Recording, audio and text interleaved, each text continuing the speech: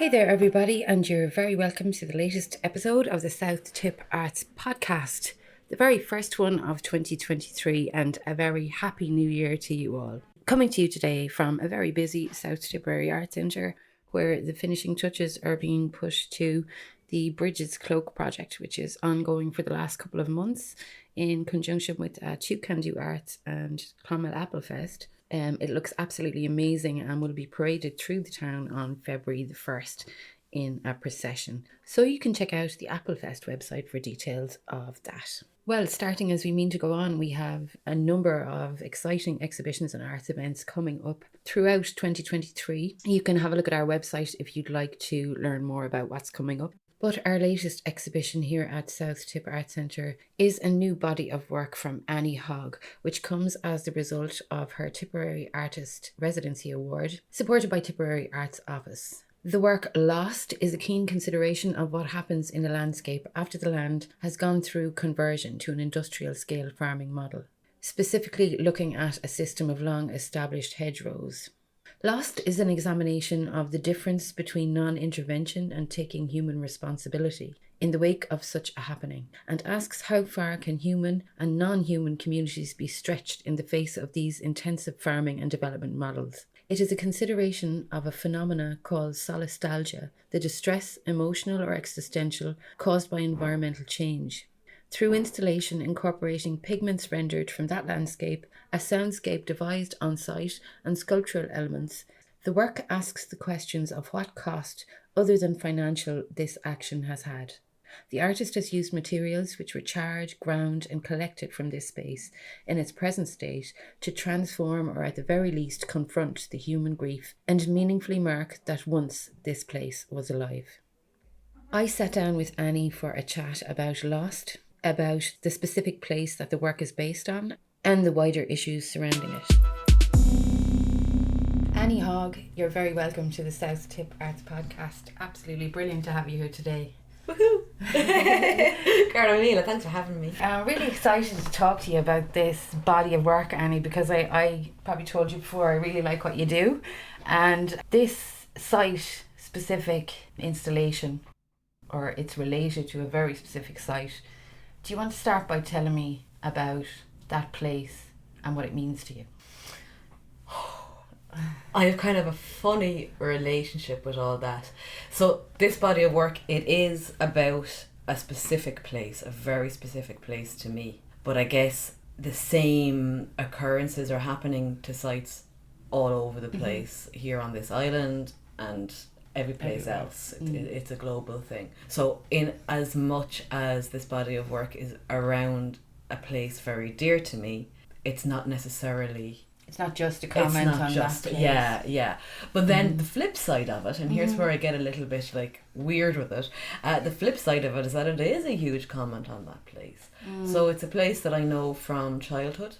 I was first brought there as a 3-week-old infant. Wow. In the shawl, the wrappy thing that my parents used to put on to bring the dogs walking and bring the new baby along. And I've been going there since. And not only that, it's where my great-grandmother foraged for mushrooms and picked primroses. It's where my mother taught me to just look at plants and you don't pick them, and it was just where I always went to. It's where I always felt my great-grandmother, and then when my gran died, her also, where I feel them closest. Yeah. It's where I go to speak to other and so obviously, as a side note, you make your own botanical inks from plant material. Yeah, and pigment. And obviously that's something that you learned about all those things when you were a very small child, just from the way that you're talking about. Looking at plants with your mom and the techniques would have come in the last 5 or 6 years, but I mean I would have been messing around with spent dye baths from my mum practicing dyeing yarn and all as a kid, without realising I was being exposed to all that kind of stuff. It's amazing, isn't it? It's fascinating. It's brilliant how you get influenced in. Yeah. So you went after art college and you studied, was it painting you studied or sculpture? Sculpture in Crawford. Did my diploma in Crawford and I did my degree in the ACI in the Netherlands. Okay, excellent. Yeah. And was that where, because I read, and I didn't know this about you, that you'd kind of lived in camps and things after college. Was that did that influence come through from the Netherlands, from being over there? And No, it would have been from home, really. I mean, I remember when I was a kid, my folks, there used to be meetings in the house when I was very young and sent to bed about a proposed pig farm, which did actually go ahead, but I would have been able to hear it through the wall, like, all the conversation and all, and they would have pushed it as a community, they would have pushed it quite far in questioning it and kind of going to court about it and all that kind of stuff. So that love for the environment and for a little bit of activism is like really ingrained into you. Yeah. And like I remember as a kid a book that I was given by my folks called The Battle for Badger's Wood, and it's such a lovely story. It's about a woodland. I reread it a few years ago and I was kind of thinking, Jesus, that's what I'm really thinking. It's about a woodland, and there's a proposal for the whole thing to be knocked and housing development to be put on it. It was written in the 70s or 80s, this book. Kind of Watership Down. A little bit, yeah. So all the animals gather together, and there's badgers and there's foxes, and they all gather together like, we're going to have to leave. We'll just pack up and leave. Yeah. But then a community effort is put together and there's a campaign put forward and they prevent that from happening. Yeah. But as a compromise, the local council, it's set in the UK, the local council say, well, we'll still use the woods as an area of beauty, and we'll put in picnic benches. So that happened. And because of the litter and the destruction, all the animals died anyway. No. And this was the books that my... I think it was about 10 when that was read to me every night going to bed for a few weeks. Nightmares, tragedy. Oh, dear. Oh, no. But also around that time, like, my goal when I grew up, I wanted to be involved. I wanted to be like a tree hugger. I wanted to live in trees and fight the good fight. And I did. I went on and did that. There was such a kind of and you don't hear about that anymore. Do you remember, what was it called? Swampy, and like all these people like living in the trees. Like, to kind of stop the development of the road. Yeah. There's still a lot of activism, like direct action like that going on over in the UK, especially around trespass and the freedom to roam. There's a lot of stuff happening at the moment. As far as I know, there isn't any direct action really happening in Ireland at the moment. I guess the last big one would have been Chelsea, and Rathloo and Tara would have been on the go as well around a little bit before that.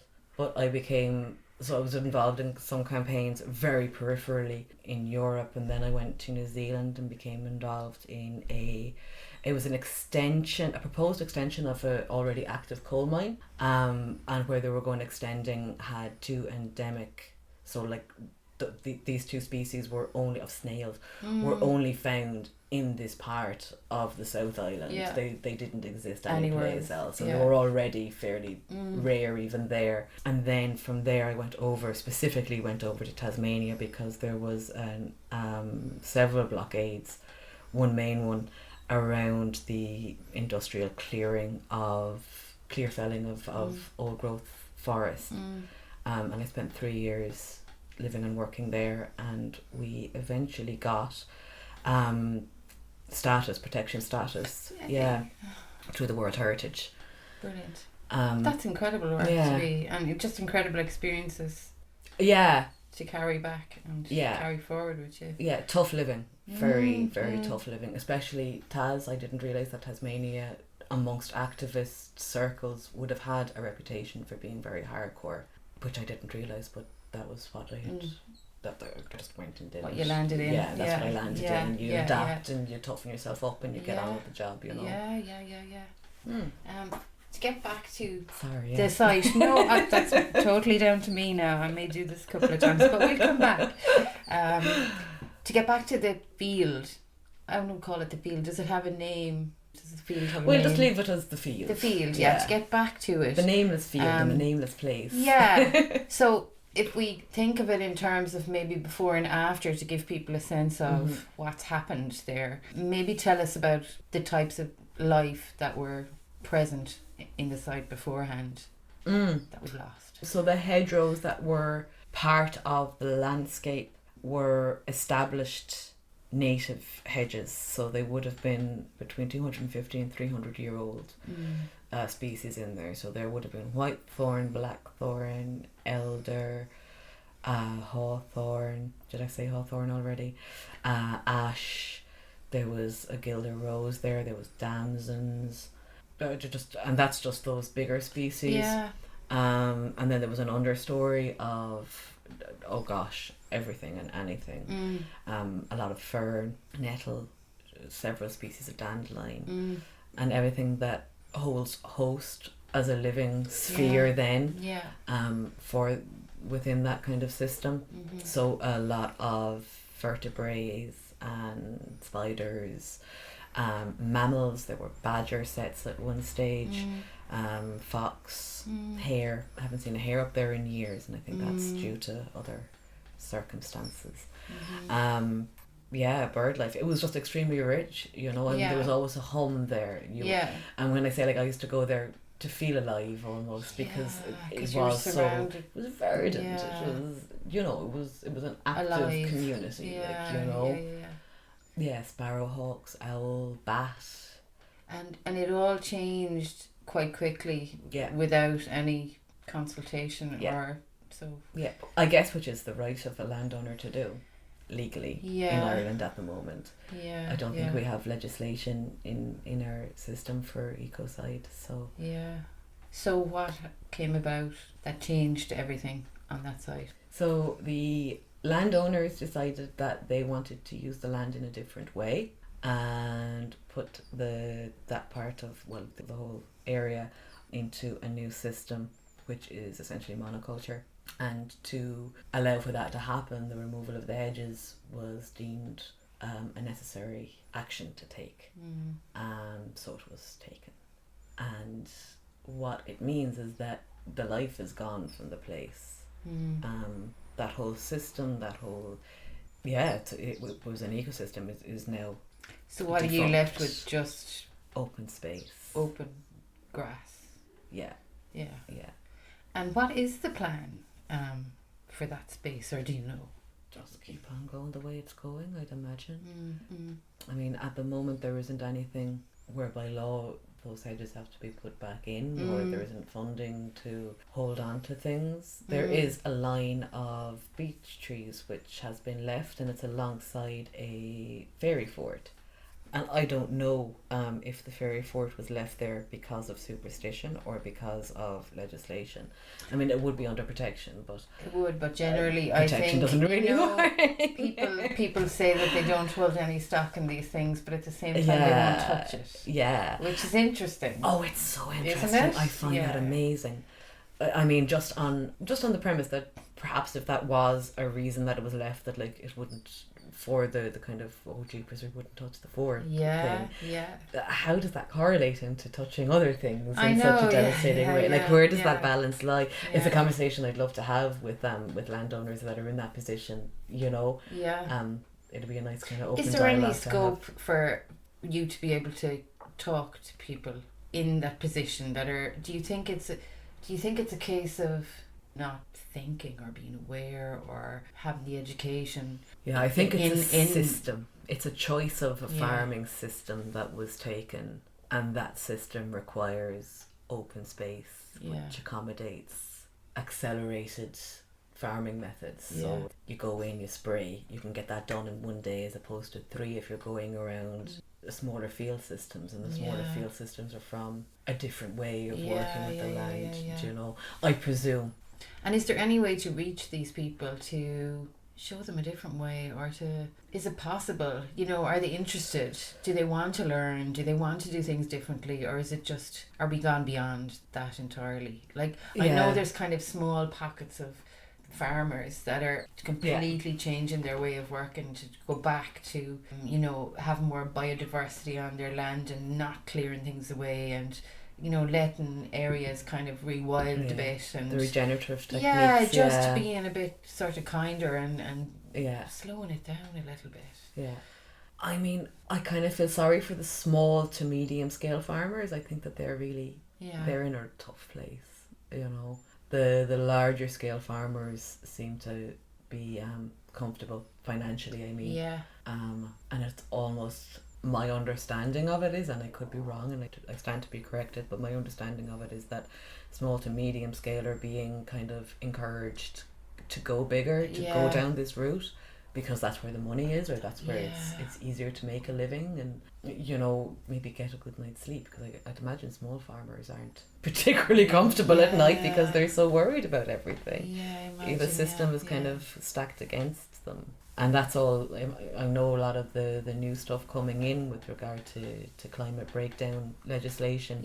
I mean, that's going to make everything different again. We seem to be within a real state of flux with how we as a country, as a part of the EU, as a part of the world, treat our land and use our land. And it's very complicated. It is very complicated. Very complicated. And there's a lot of layers, and there's a lot of, I think, layers of access for people who are doing the farming of the land. There's a big talk at the moment about the land that had been wetland and drained, that a percentage of that now has to be returned to wetland. They're farmers who are eking a living, and they're small farmers, and if 5% of their land is converted to the wetland again, which in environmental sense is a great thing and a good thing and should be done, but then that's a whole family and generation that's hit. And so the food that they're producing within their local community, by food I mean the cows and the sheep, well, then they're going to have to come from some other part of the country, which is going to go industrial to feed, because now there's there's a greater desire, and you have to send your cow meat down to Kerry as well. So it's going to create more of an instability and more of a call for large scale industrial farming in other parts of the country. Like a vicious circle. It is. Now, I stand corrected all of that. I could be reading the whole situation completely wrong. So it's just hard to know how this change is going to come around. Like this change that really, really needs to happen. And it's all very well telling individual people to kind of watch their carbon footprint. And I think generally most people are. Even with things like, obviously now we're all trying to watch our heating bills and stuff. But like, I think people are really cognizant now of recycling. It's like a habit. It's become a habit. So there's a lot of things that you do now that we didn't think about before, but on the other hand, it's the bigger industrial bodies or and that's a global thing. I mean, you could you could also argue the point that doesn't matter what we do here in Ireland, look at what's been happening in the US or in China and their industrial pollutant and way of going about Australia as well. So it needs to come from the top, doesn't it? I think to really have people. And I mean, the top can be governmental, it can be the big local farmer, it can be to show the person doing the shopping for the family. They're all the top. Somebody should just show how it can be done differently and better and well, and that it can still be successful, I suppose, is what and funding these people all need to prove it's not going to hurt their pocket, which is sad. Sad that's what it comes down to, isn't it? But it's the only language that is understood. A little bit about you were a Tipperary Artist in Residence this year. Yes, and thank you very much. Which we were delighted when that came down, because it's a really lovely project, and it happens every year, and it's fantastic to see work developing with somebody over a number of months. This body of work, this specific body of work for you, would have come from your time as artist in residence. So you've been working on this since September. 4 months. And during that time you would have had a number of kind of mentoring meetings with Helena, the director here. How have you found the whole experience of that, and what do you believe that maybe it's done to help you? Well, this body of work wouldn't have existed without the artist in residency, with yourselves and the Tipperary Arts Office. So it was a game changer for me. There was no way. I had it in my head to do this body of work or something very close to it for the last year and a half, and I had no place to put it. I had no ability to make it because funding was needed to get it off the ground and all that kind of stuff. And so to be afforded the position of the 4-month residency and funding to make this body of work has been a total game changer. It's allowed me step away from the work I had been doing momentarily, which would kind of be sales based, as well as like a message and me expressing myself into the world. But to be offered the opportunity to make something that you know isn't sales driven is something that you just need to say out loud in a visual way. Yeah, it's wonderful. And it also has given me the confidence to step back into sculpture, which I hadn't up to this point really had the chance to do, or just the kind of even the reason to do it. Yeah, and I can see, I have a better understanding now of how to proceed with installation driven kind of work, which is where I really want to focus for the next year or two anyway, and to have the neck to do it now. So it's been a huge game changer for me. Brilliant. And just having discussions with Helena around things like that has been so helpful, because I stepped away from the art world after my degree, and that was in 2001 or something like that. So I only came back to this whole way of existing in the last 5 years totally clueless. Like it's all, sure, I mean, isn't it? You have to... Not a clue. I mean, but that's almost good sometimes, I think, in a way, because you've no preconceptions maybe about what it is that you're supposed to be doing then, or like how you're supposed to act, or what way you're supposed unaware to be. Of the rules. Yeah, which is good, I think, because sometimes people can get kind of smothered by the rules, and then they're not really doing what they want to do anyway. They're only doing what they think they should be doing, you know, because that's good.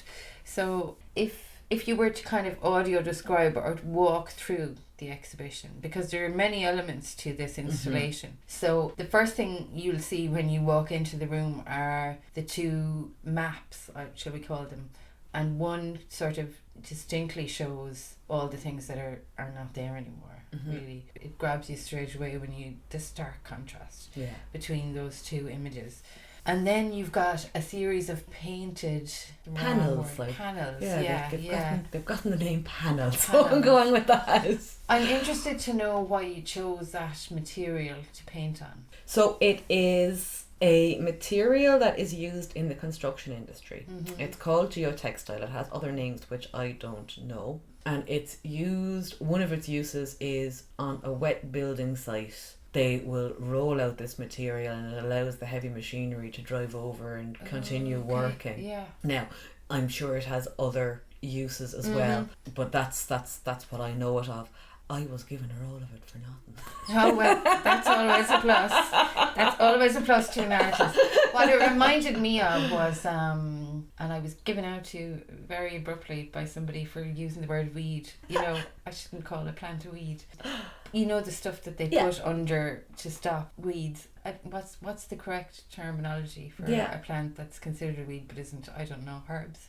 An unwanted plant. So that's what it reminds me of. Very much reminded me of that, and I was wondering, was that the reason why you chose it, because it was real symbol of that industrial sort of I'm using it as a symbol of industrial construction, that kind of notion, and a way of taking those materials and transforming them. And that's what I do across all of my work, is taking a material and transforming it, be it a lump of stone that I'll make into a pigment to make paint from, or an organic matter that I will char and either use sculpturally or again use as a base for a paint. Or a crayon, or whatever kind of mark making device that I'm interested in creating at that time. So it allows a certain language. The material lends itself in a way of storytelling for the work. That it is coming from the construction industry. So you're also led through the space. So like you're almost sort of walking into the centre. It's sort of a maze. It's a little bit like maybe walking into a kind of a womb space. My notion was that it is like going through a hedge. That feeling when you come up to a big thick thicket or a hedge, and you see the spaces and you kind of go, I can get through those spaces, and then you start moving through it, and before you know it, you're getting nettles into the face, and you've got a big cut across your jaw from a big blackthorn or something. So it was to generate that idea of moving from one place to the other, and that movement brings you to that kind of in-between world. I remember hearing many years ago somebody saying that the other world, you know, if you were to go through a fairy fort and land in the other world, that the molecules are vibrating differently or are spaced differently to what they are here, and so it feels different molecularly, like the air around your skin would feel different. And that was something that I wanted to play with within that installation, because the fairy fort is all that's left, and that sense of the other, of them observing and being affected, or being affected, possibly being affected by action of human. So it's almost them being observers of life on the other side of the veil, our life here, the life of the birds, the mammals, all the other living things that were affected. Interesting to get comments, wouldn't it? Yeah. And the other thing then is when you come through that space, you're kind of met with the hawthorn stump. And a sound piece that emanates from that, which you worked on with a sound artist. So Natalia Bayless came down to the studio and we had a chat about everything, and she went back home to Leitrim and made, specifically for this installation, she made the sound art to go with it. Most of the recordings are from land that she knows close to her home and studio in Leitrim, which is dealing with similar carry-on. Right. Yeah, and she did an amazing it's beautiful job. Yeah, it is really, really nice. Yeah. It's lovely to live with now, and we don't always say that every time, because a lot of exhibitions have sound pieces attached to them, or maybe videos that have sound, and it's not all of them that you can live with without, by the end of a month or 6 weeks. It's like, make it stop. Yeah. This one, I could listen away to it it's forever. Stunning. It's beautiful. And without Natalia's composition of sound for the piece, I don't think the piece would be anywhere near working as well. It definitely gives it another dimension, and makes you feel like you're in it. And it's telling the story through sound, and she got that perfectly. I love her work anyway. She's an amazing sound artist. Yeah. And I knew asking her that, she was into this kind of stuff. Yeah. And that she was the right woman for the job. So brilliant. Yeah, she's wonderful. Then when you come past the sound piece, you're greeted with like a wall that has glass sort of, they look like kind of sciencey tubular jars. Yeah. I don't know what the right term is for them. Bolus, sort of, they're kind of bulb shaped, and they're all really, and I only noticed this after a couple of days. I thought the branches were branches. They're beautifully they're done, bronze. But they're cast in bronze. Yeah. I went down to Carrigaline to McWilkins. He has a foundry down there, and he very kindly left me do a lot of the work myself, so a lot of the wax work and all. Oh, fun. It was brilliant. It was great, because my diploma in the Crawford would have been all like bronze related, and I hadn't really worked with bronze. I dabbled a wee bit. Yeah, it's not really the kind of thing you can do at home, is it? It's not really. And it's expensive. Yeah.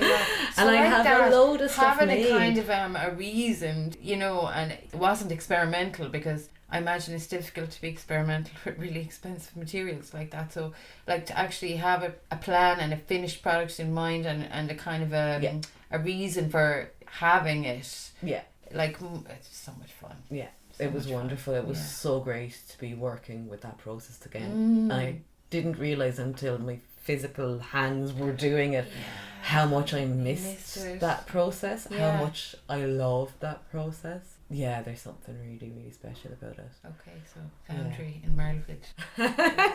Come on, Annie, you can do it. We'll all be out. Wouldn't it be some facility? It'd be amazing, wouldn't it? Yeah. So, and tell me about then the glass jars, and there's like organic material and liquids in some of these jars. So the glass vessels were hand blown for me by a lady up in Leitrim again, Adrian Diamond. She did an amazing job. Poor Adrian, I sent her on all these like intense working drawings with like really specific measurements. And the poor woman, I say, was so happy to see the back of me. But she made like 5 beautiful pieces of glass. Oh yeah, they're gorgeous. Exactly as I wanted. So yeah, it was wonderful to work with her and get them done. So there's 2 small ones and there's 3 large ones. The 3 large ones are holding charred found materials So as part of my process of working, I char things anyway. I do a lot of charring as sculpture. Probably a really dumb question, but how do they? It's like a ship in a bottle. Like how does that work? Adrian made them and sent them down to me in 2 pieces, those larger ones. Okay. I then went to the local man Niall Hickey in Clonmel Glass and Mirrors, and he used UV glue and kindness to glue them for me. So they came I in rocked like up with all of the Oh wow! Yeah. And then I went up to Glint Glass up in Dublin, and Sinead Brennan up there drilled the glass so that they would sit. That's the other thing I wanted to ask you about. Yeah, because, oh my God, that I would not like to be in charge of that. There was a lot of sleep lost over that. I was so nervous because it was because they are on the round drilling them. It was very possible they'd break.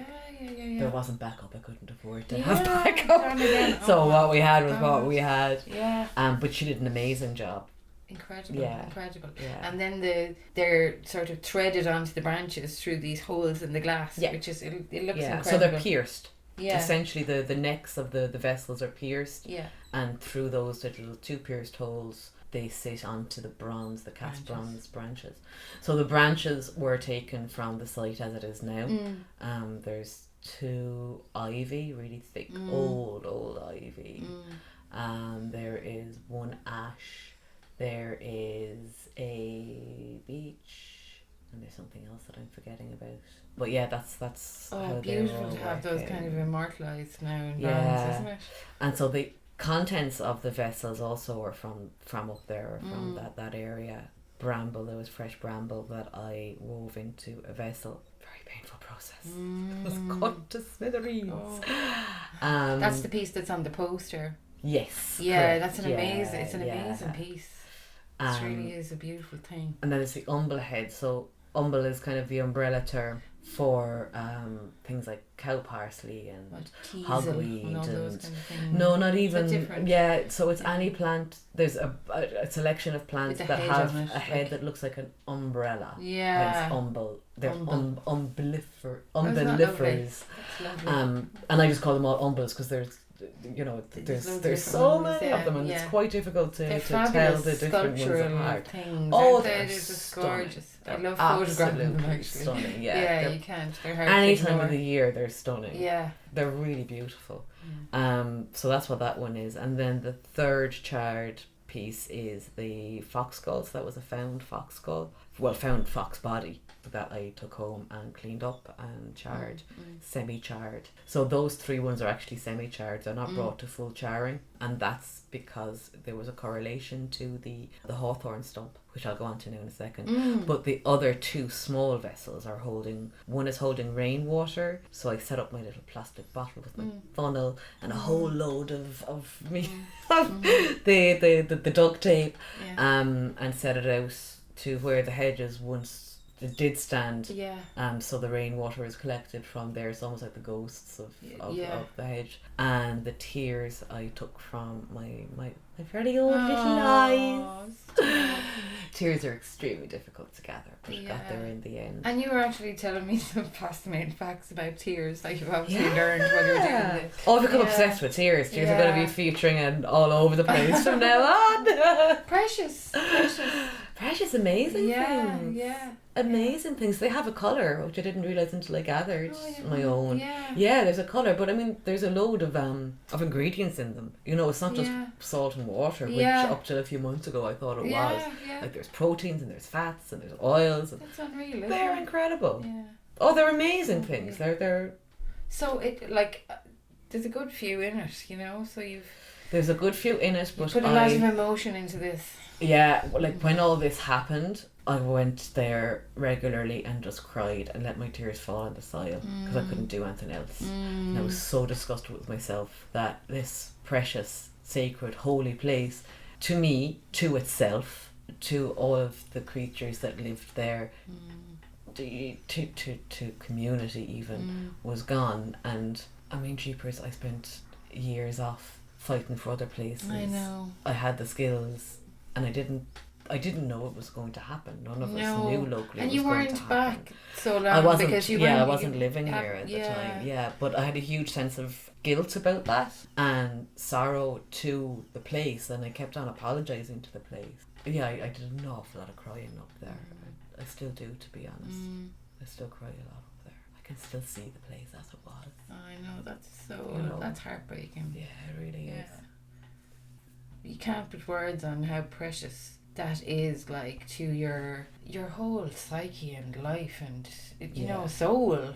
Yeah. From when you were small, like, there's no putting words on that. So it's like, what you've done is incredible. And that's just like from a human-centric point of view. I wasn't relying on the place for like my food, my water, my shelter. Yeah. There's plenty that were that are gone, you know, and like dead, gone, never to return. Yeah. You know, gone and will never be back. Will never be like that again. From the mycorrhiza up to the dragonfly, the crows don't even fly over anymore. Yeah. And like I do spend a lot of time up there, you know, and I keep on kind of going like, come on lads, they don't fly over there. Wow. They're not in, and I mean, there's a lot of there's a huge crow community, there's a rookery, close enough to the area, the crows don't come near. Wow. And that's a massive change, I imagine. Yeah. You were going to tell me more about the hawthorn stump. Yeah. So the hawthorn stump that is in the exhibition, I found it as part of the detritus that was left after the event on top of the fort, and it had been half charred. Everything else had been fully burnt to nothing. But this and another smaller piece just hadn't gone through the full fire. So I brought it away with me and I cut off the back part and turned it into charred it completely to make a black pigment. So it's a historical black pigment, but it's a very normal thing for any human to do. So that's all of the black and the greys on the panels are from that particular hawthorn, that 300-year-old hawthorn. But the other 3 small pieces that are in the glass vessels that are semi-charred, I didn't fully char them because that piece wasn't fully charred. So it was kind of a nod to that. Yeah. And it's also nice to see other colour come through as well, you know, of it's transformation, but it's that space in between transformation that you're still in flux. It's, you know, and I find that kind of space a very interesting space to occupy and consider. Very true. I heard a lady talking about flower portraiture the other day, but she catches them just before they die. You know what I mean? Oh, they were stunning. They're beautiful at every stage. Yeah. But this stage, just, you know, when they're starting to go translucent and all the veins are coming out in the leaf, they were gorgeous. Beautiful. Really lovely things. Yeah. Yeah, that space, that's what I'm talking about. There's beauty in all of it, isn't there? Yeah. What do you think is the next step in this process then? Having managed to kind of go back to maybe the type of work that you were doing a long time ago, your kind of first loves with the bronze work and the sculpture, and do you think, you know, your next piece of work will kind of will bounce off of this now? It's different, you know, I only know you since working in here really, and I kind of really know you from my first introduction to you was probably during COVID when we did those ink workshops. Yeah. And they're fabulous. Like, I can't say enough good things about them. I didn't partake myself, but I was running the room for you and really was observing everything. I was going, damn it, why didn't I do this? But everybody was so, it's fascinating. It's like play. It's so engaging, and you're really engaging with people. And show me what you have in the pot. I've actually never seen anybody do a Zoom class the way that you did it. Yeah, I'm just very nosy. No, it was so interactive, Annie, because sometimes to someone they're talking to you and you're just sitting there but it was the most interactive Zoom class I've ever. If anybody was saying, oh, I don't know, a Zoom class, I'd say no, do this one. It's definitely. Oh, thanks. If everybody took that kind of way of operating, then I think these things could be a lot more fun than they are, because even the way the people interacted with each other was just really a collective lovely thing. Yeah, we're all in together. Yeah, and that was different to me. I'd never seen anybody operate like that before. So I think that there's really a nugget of gold in that you shouldn't lose. Even when you move on, that's really, and also those skills are few and far between with people now, and like the more people we have to be able to kind of share them and teach people and spread them, it's all good, you know. Yeah, it really is. Yeah, I actually have some other online workshops coming up. Can I do a little Absolutely, plug? please do. Yeah. There's one coming up on the 22nd of February, and it is through a crew over in the UK called Plants in Colour. Yeah. So I've been invited to do my charcoal workshop. Yeah. So that will be happening then. So you can check out on Instagram Plants in Colour. And we'll put the link, if you have a link, Yeah. we'll put it into the description of this so that people can click on it. And then 2 weeks later in March, also through Plants in Colour. So the lady that runs it, Flora, is kind of after getting a collection of well-known pigment makers from around the world to kind of do, just calling it the alchemy of colour. So it's kind of a couple of months of these classes. Yeah. So I'm one of the people that was invited on Brilliant. board for it. And so there's a lot of other really cool stuff coming up as well under the alchemy of colour. But I'm also giving a talk that I devised around the history of colour, but specifically looking at it from an Irish historical context. Okay, yeah. So that'll be coming up as well, but that's just me storytelling. That really. sounds like fun. And you're good at that too, let me tell you. Oh yes, also you're doing an artist talk. So you'll be in conversation on Saturday the 28th of January, which is the end of this week, here in the gallery at 2:00, and you'll be in conversation with our artistic director Helena Tobin. Yeah, I'm so looking forward to it. Yeah, so if anybody would like to talk to Annie about the work or find out more about all the things that she's involved in, you can hear some more about the Tipperary Artist Residency project and your experiences of that. So come along on Saturday the 28th at 2:00 and join us for that, and it's free and there's no booking required for that. So just rock up and join in. Yeah, please do. Annie, it's been absolutely brilliant to have you in for a chat. That was fascinating. I really enjoyed talking to you. And your artist talk on Saturday and your workshops coming up in the near future, so people can check those out. Do you have a website where people can kind of catch up with your work? I have a website that I'm very embarrassed about, and I'm going to spend all of February fixing and making good. You're quite active on Instagram. So Instagram, yeah. So what's your username there is? Annie Hogg _, the Wild Hedge Ink Co. All one word. So that is where to find Annie if you are wanting to find out more about her work. Thank you so much for having me. You're more than welcome. Yeah, it was great. All right, thanks a million. And that's it for this episode of the South Tip Arts Podcast. Don't forget that you can catch Annie here at the gallery on Saturday the 28th at 2 p.m. for an artist talk where she will be in conversation with artistic director Helena Tobin. And that is sure to be a very engaging talk with plenty of room for questions afterwards.